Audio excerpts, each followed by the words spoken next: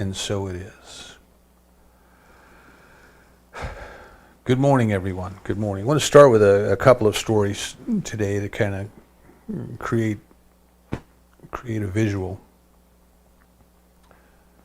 Teachers for thousands and thousands of years have used parables because, as Vernon Howard in his book Psychopictography tells us, that the power of the image, the meaning of the image, stays with us long after we've forgotten the words. Emmett Fox is one of my favorite authors.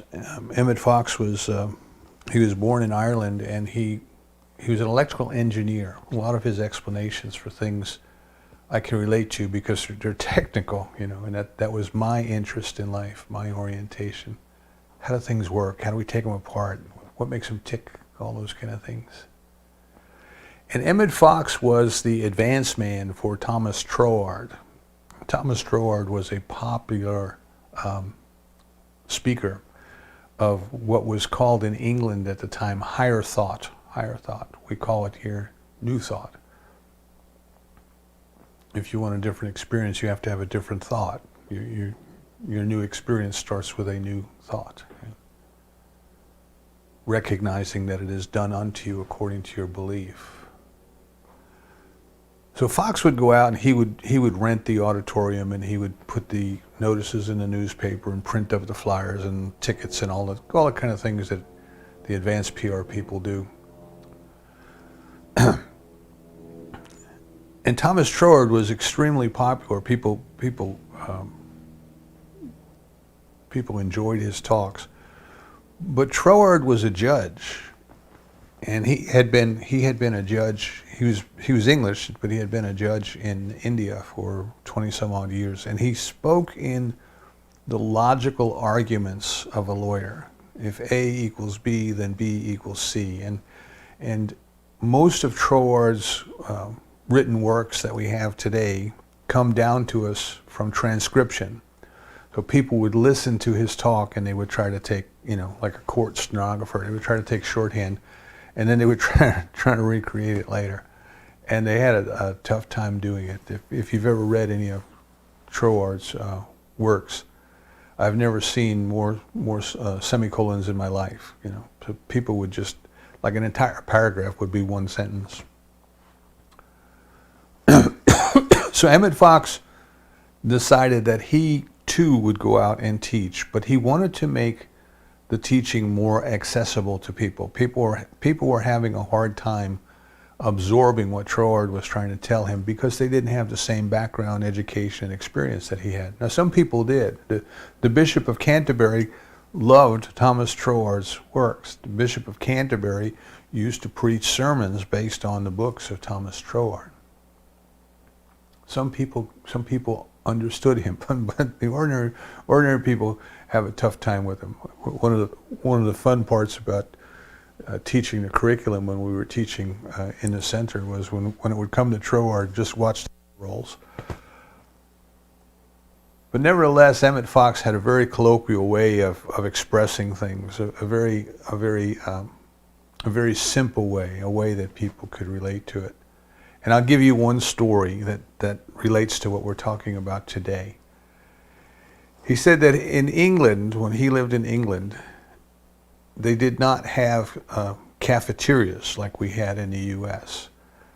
So he came to New York from England, and he was hungry, and one night, and he was walking down the street, and he saw all these people going into this restaurant. Now, I grew up in New York. Go to the Horn and Hard Arts cafeteria in New York. That for kids growing up in New York in the 50s and the 60s, that was a treat. That was a treat when your parents took you to the city and they took you to Horn and Hard Arts, and you could, they had these this wall of these little glass doors, and each glass door had a different plate of food behind it. When you put your nickels in and you open the door and you take, no sooner you take, your hand would put another plate and on the other side. Going in and out of this building, and he looked through the windows because they always had the windows open. You could walk down the street and you could look in the window and you could see, hundreds of people. These were big operations. Hundreds of people sitting around tables, enjoying a meal, and everything looked good, So Emmett Fox decided he was going to go in there and eat, but he didn't understand how a cafeteria worked.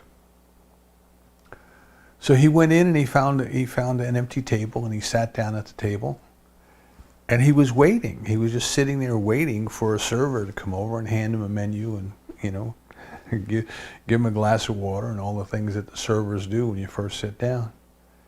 And he was waiting, and he was waiting, and he was waiting, and nobody came. Nobody came. So finally he asked somebody, he said, excuse me, he said, I've been sitting here for a long time now, and nobody's come to take my order. What do I have to do to get food around here? And the American there said, oh, well, this is self-service. This is a cafeteria. What you have to do, and they pointed to the end of the line, you have to go down there and you get a tray and your silverware, and you go down the line and you pick out what you want, and they put it on your plate, or you go over to the wall and you pick out what you want from behind the glass doors and you put it on your tray, and then you come and you eat. And he had never seen anything like that. And he tells that story. He tells that story to help us understand that our spiritual awakening, our spiritual growth, even though it is a gift from God, it is grace, as Joel Goldsmith would say. It is grace. It is something we can't possibly do anything to make ourselves worthy of, because it's already been given. You see, it's already been given. But we have to do what we need to do in order to open that gift. Many of us are in the world like Emmett Fox. We are aware that there's this thing that we call God, because we really don't have a better term. It's one that's used very often and one that's misused very often. Sometimes it's called love, and sometimes it's called spirit. You see, Joseph Campbell tells us that the word God is a metaphor. It is a metaphor for that which passes every limit of human understanding. And I love that definition. To me, that definition works, you see. Because in our lives, we know beginning, middle, and end, right? We know birth, we know life, we know death, we know it exists. Our power has a limit to it. Our knowledge has a limit to it, but the divine is eternal. The divine is omniscient. The divine is omnipotent. The divine is omnipresence. It surpasses every limitation of the human mind. So we sit here in this world and we have this glimpse, we have ideas, we hear these talks, we read these books. Sometimes we will sit in our quiet place, we'll sit in nature, we'll sit wherever we something takes hold of us, if that's the way to say it. But there's this awakening, there's this awareness, there's this realization. There is this something that we suddenly feel part of something so much bigger than this bag of skin and bones, so much bigger than the petty politics, the power and control and all of the things that go on at the human level. We kind of transcend it sometimes, just momentarily. And then perhaps more and more frequently and for longer periods as we go on. We know that there's something else there. So we're like Emmett Fox, We're sitting there and there's all of this good is taking place around us. Everybody is, oh my goodness, that looks good. You ever go to a restaurant and you order something and then you see another tray go by and you say, oh wow, that's what I really wanted, You imagine sitting there hungry and you're seeing all of this good going by, but you don't know how to get it. You're waiting for someone else to do it for you. And I think in our spiritual growth, as Emmett Fox was telling us, in our spiritual growth, we sometimes tend to do that, you see. We think that the minister is going to give it to us, or we think that the teacher is going to give it to us, or we think somebody else is going to give it to us. I call this the fairy godmother school of religious growth, you know.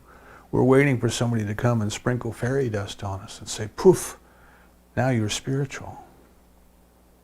But one day we have to realize that we are never going to be any more spiritual than we are right now. The gifts have already been given. Now, we may not fully appreciate, we may not fully experience, we may not fully realize the fullness of our spiritual nature. I don't know that we ever will. I think we will be expanding this realization of what it means to be a spiritual being. We will be expanding forever and ever. There's always going to be more of God for us to discover, always going to be more of God for us to explore. But we have to recognize that it is an inside job. No one can do it for us. Yes, there are teachers who can kind of point the way for us. Right?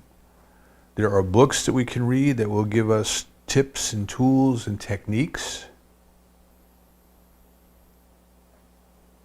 But we must open the gift. The gifts have already been given. Dr. Holmes tells us the same type of story, same type of parable in a slightly different way. He says, imagine one day that the fish in the ocean gained consciousness, and they were marveling at the thing that they heard about water. There's a stuff called water, you know. It's the source of all of our life. It gives us food, it gives us oxygen, it gives us everything that we need. Isn't this water wonderful? And all of the fish in the school got together and they said, yes, water is wonderful. Let's go look for it. And they swam here and they swam there and they swam up and they swam down. And they were looking for something that they already had. They were immersed in the water. Their bodies were made up of the water. The water was passing through their gills. But they hadn't realized that yet. And they went searching for it out there. You know. As human beings, we go searching for the divine out there in one more seminar, one more retreat, one more rally, one more book.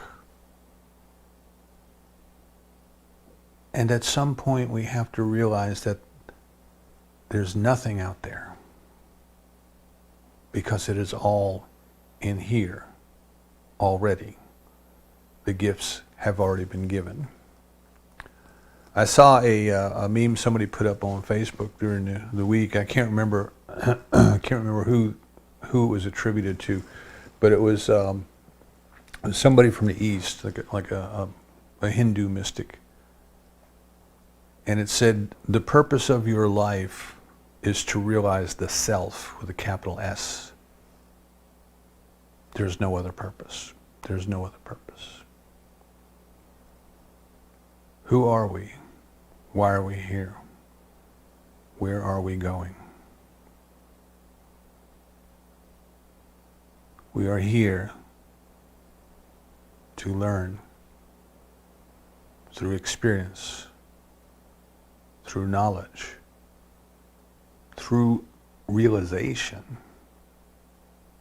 the self within, capital S, the presence of the divine within, the Christ within, the point where the divine has become human. It's within. It's within. And as I said last week, like the drunk looking for the keys under the street light, because the light was much better there.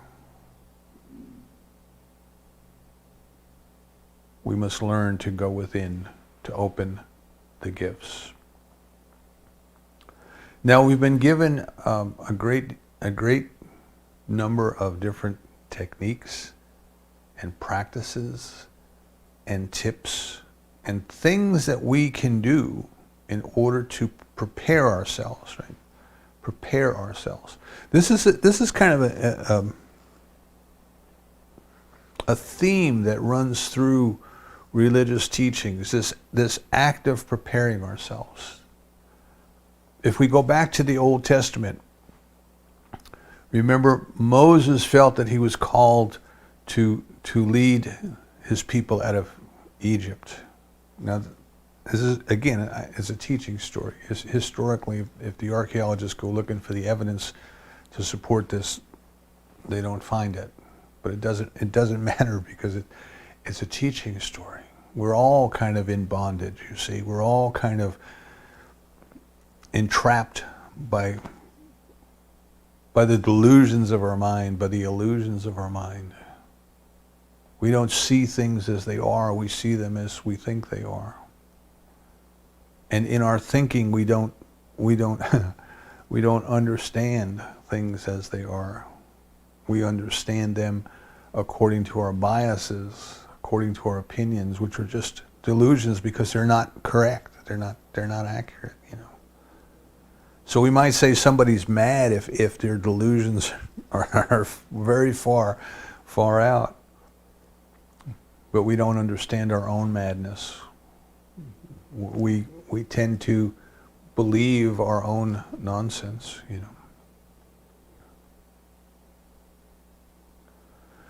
So the first thing I think we want to consider then in this preparing ourselves, right? So Moses killed the Egyptian soldier and buried the body in the sand. Who amongst us has not screwed up and tried to hide it, right?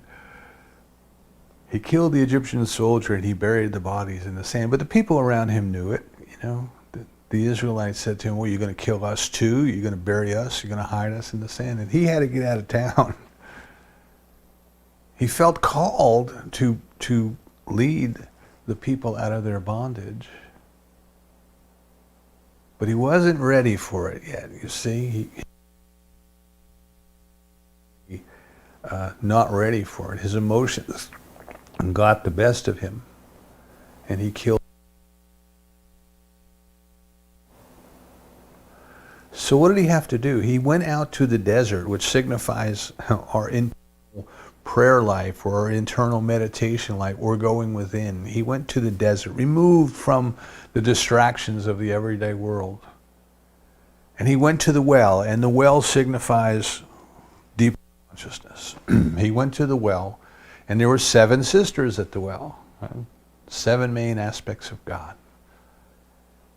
And one of the sisters approached him, started a conversation. He helped them. He helped them get the water when some men were being rude. But he fell in love with her, you see, and he married her. Love, as I mentioned the other week, love is the surest, the quickest, the fastest approach to God. And she was the daughter of a high priest, of the priest.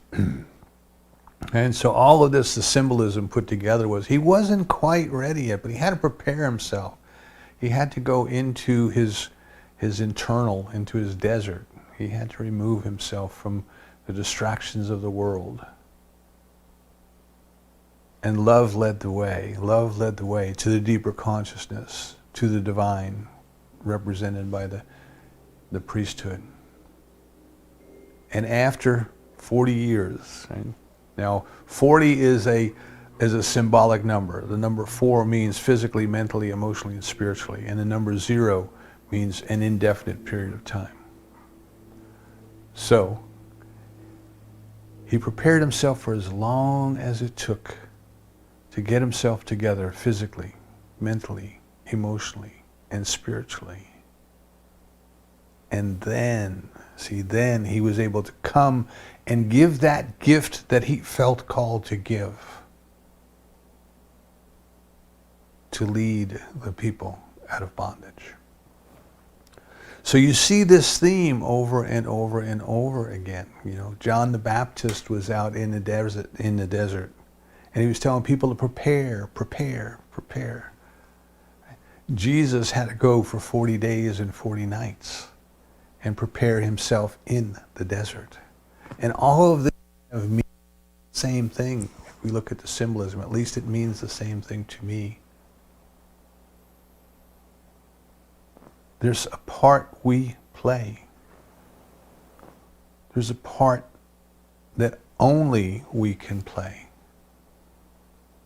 We must do what we need to do to find that within us that is already there. That, as Eckhart tells us, it's like the child who clears its throat while playing hide and seek so that it knows it will be discovered. It is already there, waiting for us. But one day we have to decide. We have to decide that that's to us. Okay? Maybe 2 months ago or so, our Wednesday night group, we were studying a text on Kundalini meditation, energy meditation, moving energy, or pointing our attention to energy centers and moving energy down the line.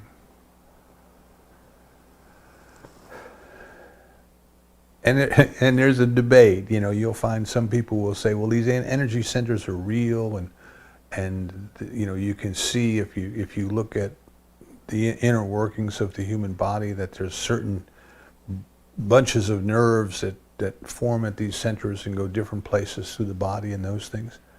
And that may be so. And then there's other people who say, well, they're not really a physiological center, but they are an attention center. They represent what we give our attention to.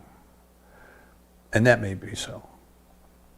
But either way, the awakening process is to deliberately give our attention to these different centers.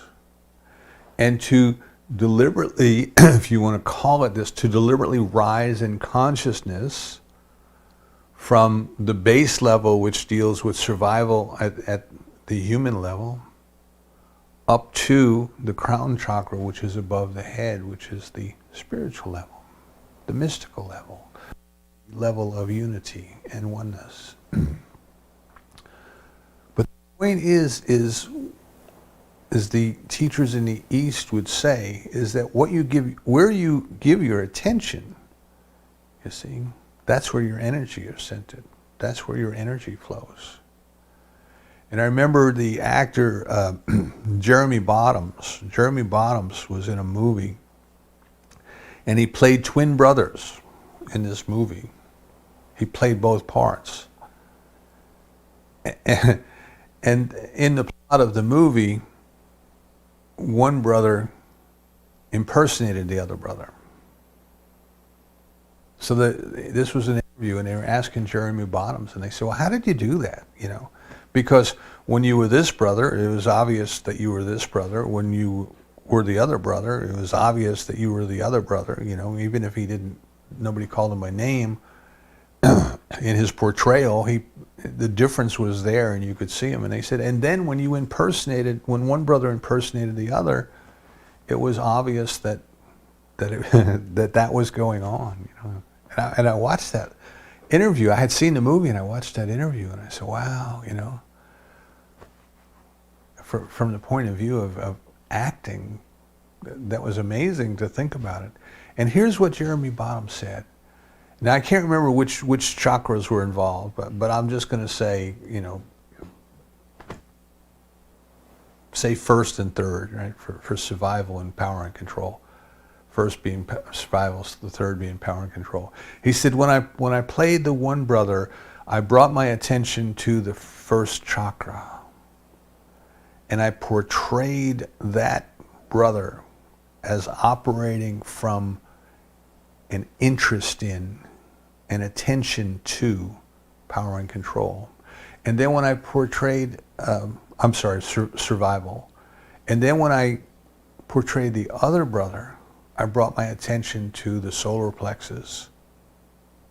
And I tried to act as if everything I was doing was coming from an interest in power and control.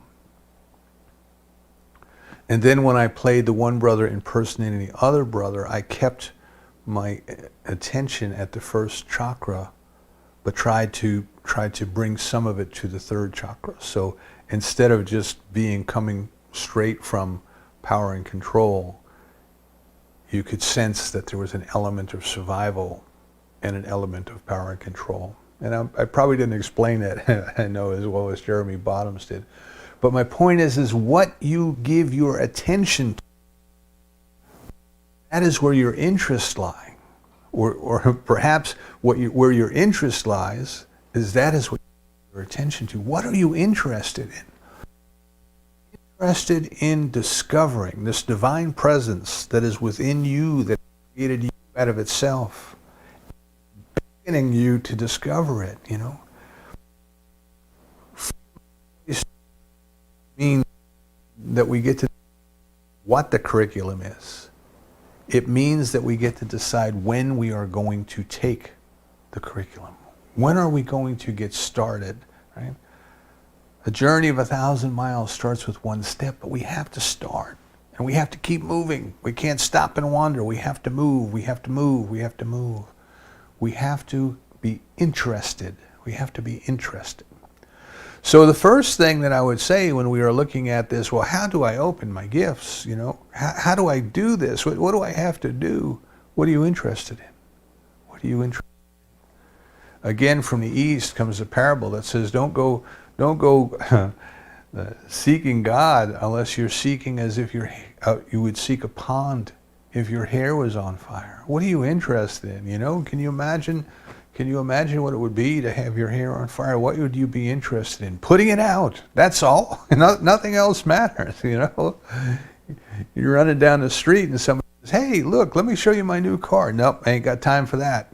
I'm looking for the pond. I'm looking for the pond. What are you interested in? So one thing that we can do, right?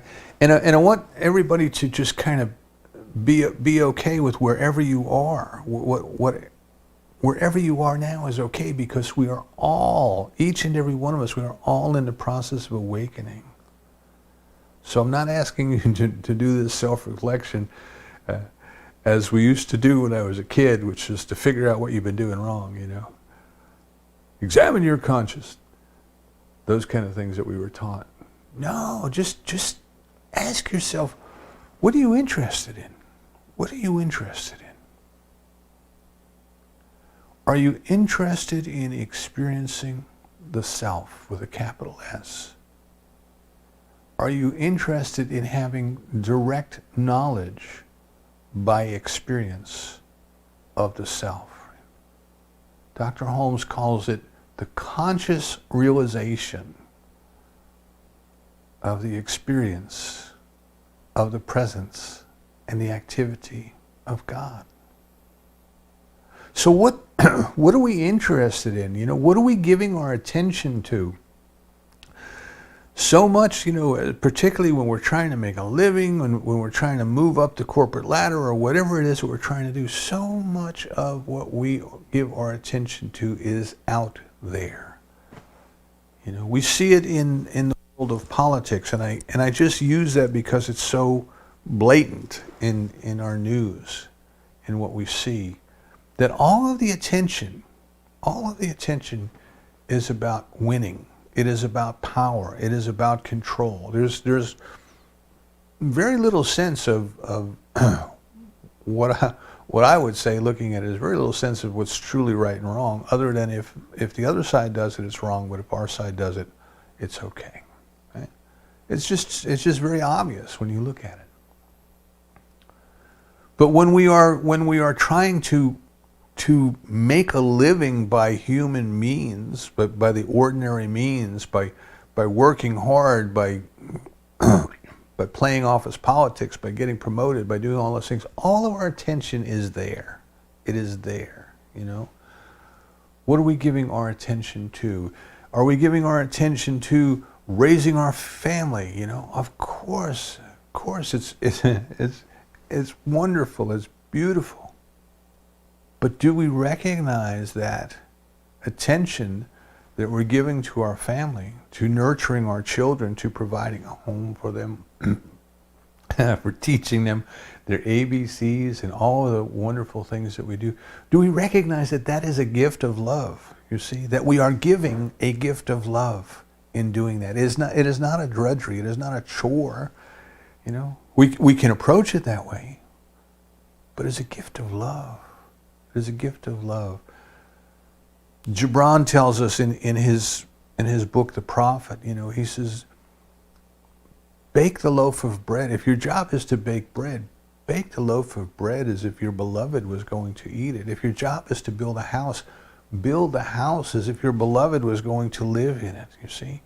So what I'm saying is there is an awareness, there is an inner awareness, there is an interest, there is an attention that we can give to realizing every minute of every day that life is a miracle, that the gifts are being given through us. So what are we giving our attention to? Are we giving our attention to realizing more today than yesterday that we are spiritual beings in a spiritual universe, that love is ever present, that supply is ever present, that health is ever present? Are we giving our attention to that, or are we doing what we learned through evolution to survive? Are we giving all of our attention to things that could go wrong, right? All of the things that could go wrong. We have to look at what's right more than what's wrong. Dr. Holmes tells us we don't have to believe, you know, we're told it's done unto us according to our belief. And people say, well, you know, my belief is not at 100% yet, therefore I can't have it. And he says, no, you only have to believe more than 50%. More than 50%. If you believe more than 50%, that's enough. Louise Hay says, if you're not willing, then be willing to become willing, right? You have to start where you are.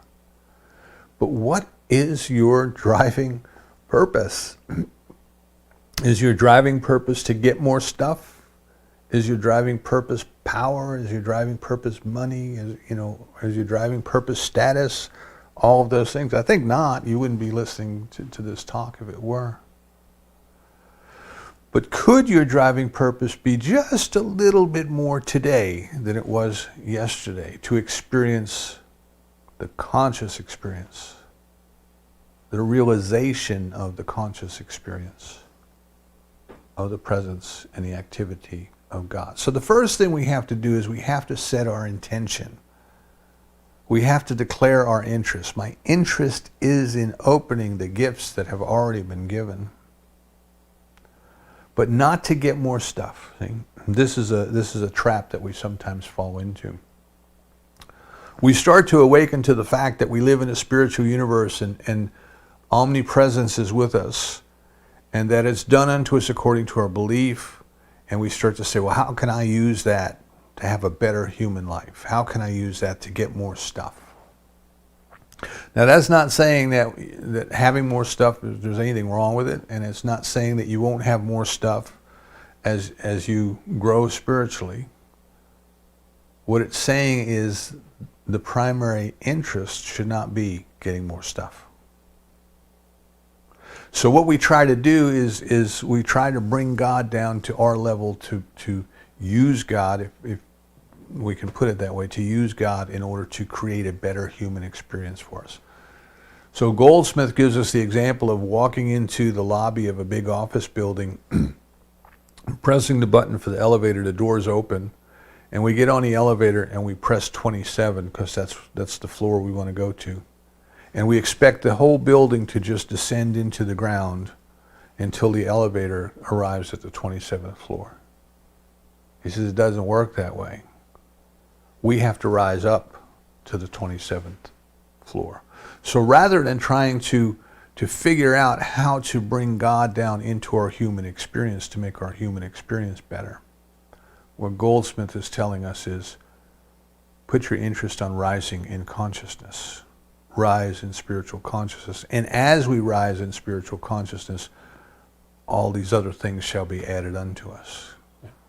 If we think that another human being is the source of our good, then we're kind of stuck. If we recognize that God is the only source, then other human beings may be the channel through which that good comes to us, you see.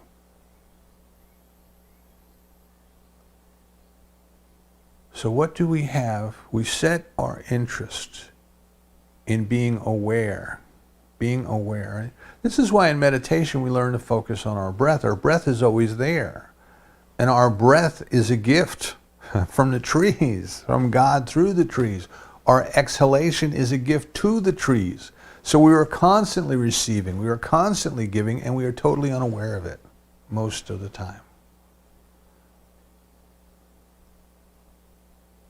The divine is constantly giving its gifts. They have already been given. They are here, and we are unaware of that fact most of the time. So what we want to do is in the morning is set our interest, set our intention. Today I am going to catch God being God just a little more than I did yesterday.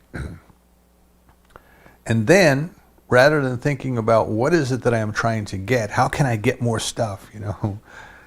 As that great preacher Janis Joplin sang, "Oh Lord, buy me a Mercedes-Benz," you know. Get more stuff. What do I have to give today? Do a little self-inventory. What do I have to give today? We may say, well, you know, maybe I don't have a lot of money to give.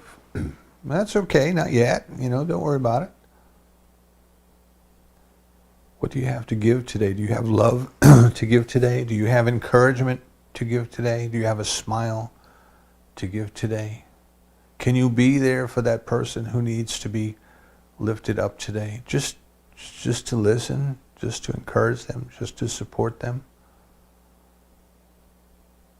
When our oldest was playing Little League ball, Fogerty's song "Put Me in, Coach" was very popular. They used to play it on the bench. The kids had it on a boombox on the bench, you know. And when they were waiting for the game, they would turn it on and it's, "Put me in, Coach. I'm ready to play today." Can we get up in the morning and say that? Sweet Lord, put me in. I'm ready to play today. I am ready to be of service. I am ready to go wherever I need to go today. I'm ready to do whatever I need to do today.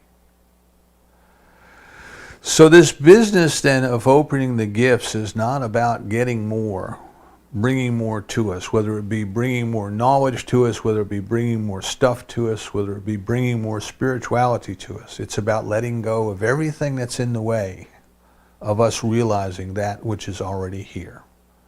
Everything that is within the way. So we want to look at, what are you holding on to? What are you holding on to?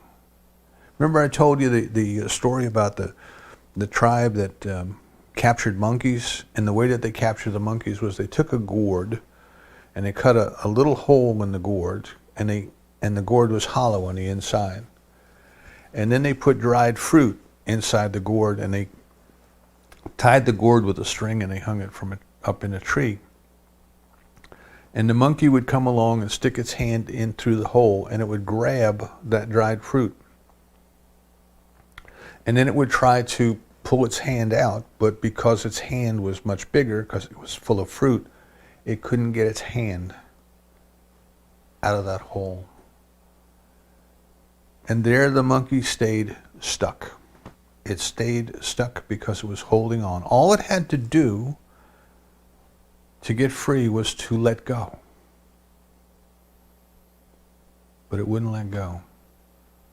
And it was stuck until the men came and captured it. What are you holding on to? What are you holding on to? What is it time to let go of, Sometimes we're holding on to resentment. And that's what forgiveness is all about. Forgiveness is not about saying that what somebody did to you was okay. It is saying, I no longer feel the sting of it. I no longer feel the sting of it. And if we don't know how to do that, then we can learn how to do that. Maybe we're filled with regrets, but we can't change the past. We can only learn from. I love the quote Jeannie gave us to open with this morning. Extemporaneously. Well done, Jeannie. And from Nelson Mandela. I've never lost. I've either won or I've learned. Can we look at our regrets and say, what have I learned? Sure, if I had it to do over again, I'd do it differently, based on what I know now. But it can't go backwards in time. So let's bless that experience by taking from it what the good that we can find, by letting it go. Because if we hold on to it, we're stuck. And then for many people, we're stuck in nostalgia. We're stuck holding on to memories, The good old days, And this is part of it, of a delusion that we create for ourselves. Osho tells us a little bit about this. I'm going to close with this for today. We're getting close to the end. We don't quite understand or appreciate the fact that our time here on earth is limited, you see. What is the purpose of being here? To discover the self. And the Buddha says the problem is you think you have time. But there's no time like the present. So we don't understand that death is a phase of life, as birth is a phase of life. That life is immortal, life is eternal. That we were somewhere before we got here, that we will be somewhere after we leave here, and this journey of discovering the self will continue. How wonderful.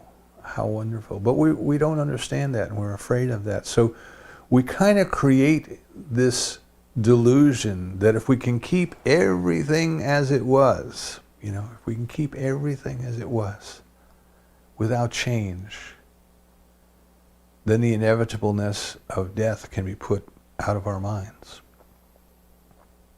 And if we're living our life in a delusion, we're not living. We're not living. And again, we'll go back to Janis Joplin. It's those afraid of dying who have never learned to live. What is it that we have to give? What is it that we have to let go of? Our way of accepting is not reaching out there and bringing something in here. Our way of accepting is letting go of all of the things that are in the way. I invite you this week, I invite you, please take time to consider these ideas. Please take time to go be within. We taught meditation to be within, Please take time to be still. To be still and know. Now there's meditations where you may hear things or listen to things and all of that. I'm talking about being still. Being still. I'm talking about being still and knowing. Being still and being undisturbed by the thoughts. Thoughts will be there. Don't worry about them. Just don't get entangled with them. Please take some time to go sit and reflect. And reflect with self-awareness, but without self-consciousness. Right? So self-awareness is to be aware of it. Self-conscious is a little bit of judgment. Just be self-aware. You have 24 hours in a day. We all have 24 hours in a day. In that 24 hours, if you look back on the last 24 hours, how much time did you spend giving your attention to the miracle of life, to the presence of the divine, to the love that's around us? How much time did we spend trying to think about, what do I have to give in this situation? You know, what can I give here now? How much time do we spend thinking about, what am I ready to let go of? What do I need to let go of? What ought I let go of? How much time have we spent just being at home with the beloved? The gifts have already been given. We have to unwrap the presents. No one else can do it for us. We have to prepare. We have to prepare. And this preparation is not something that only lasts 40 days and 40 nights or 40 years. It is as long as it takes to get it together physically, mentally, emotionally, and spiritually.